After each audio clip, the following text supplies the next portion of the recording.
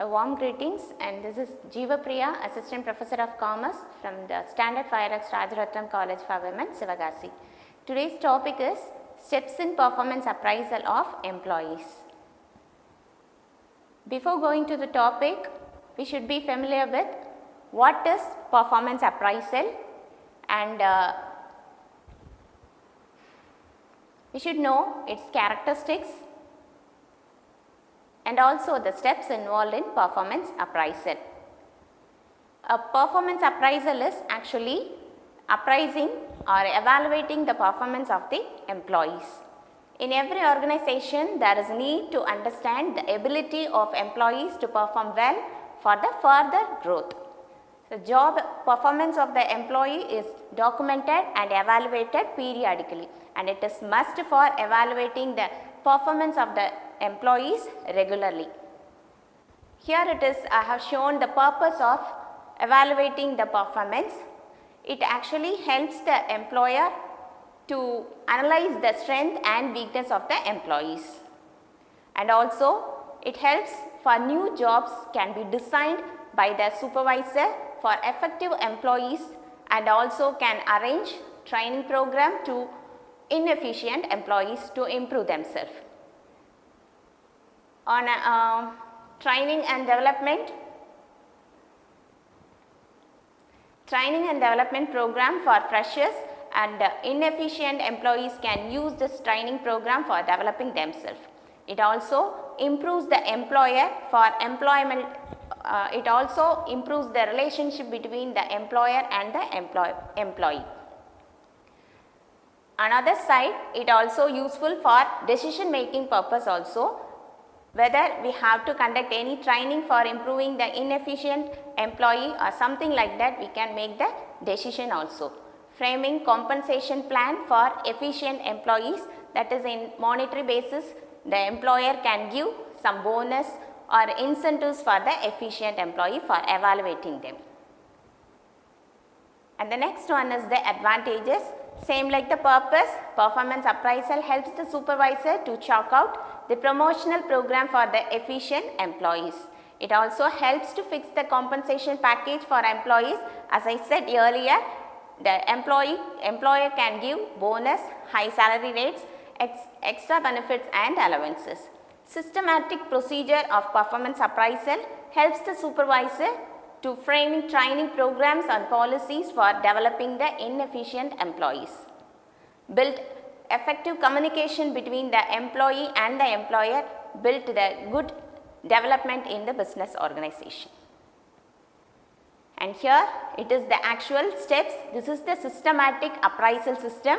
Here the steps in performance appraisal is categorized as 5 steps. First one is establishing the performance standards. They have to fix some standards and it should be compared.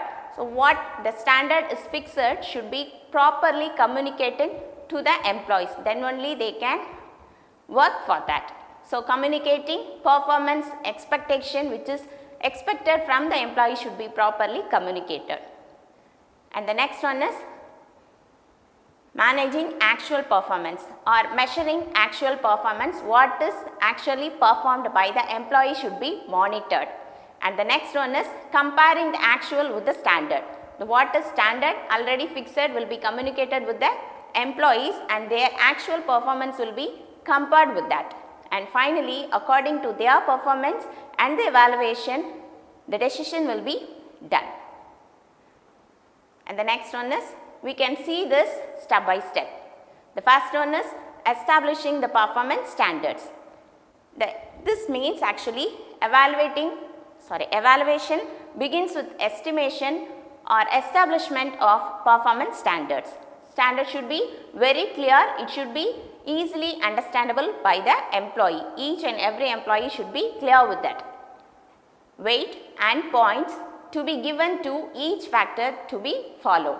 So everything should be properly evaluated. That is why it should have some weightage and the points should be given for their evaluation. This will be very helpful for them. And the next step is communicating performance expectation to the employees. So proper communication, what is actually expected from the employee should be clearly communicated to them. So, here the jobs related expectation and their behavior should be clearly explained to the concerned employees. And the next step is measuring the actual performance. So, according to the standard, what is already communicated to the employee should be properly followed by the employees. Whether they have followed that or not will be evaluated. So, here the third step is measuring actual performance. To determine what actual performance is, it is necessary to acquire information about it. What is actually done by the employee should be properly monitored and measured. From personal observation, statistical report and oral representation, and also from the written reports, this will be done. And the next step is comparing actual performance with standards. By doing this, or by doing so, potentially for growth and advancement of the employee can be appraised to judged. So, here comparing actual performance with standards is actually comparing the actual standard with their actual performance. Here the comparison will be done and the effects are made to be find out deviations between the standard performance and the actual performance. So, in this step, the actual deviation which is arising between the standard as well as the actual performance.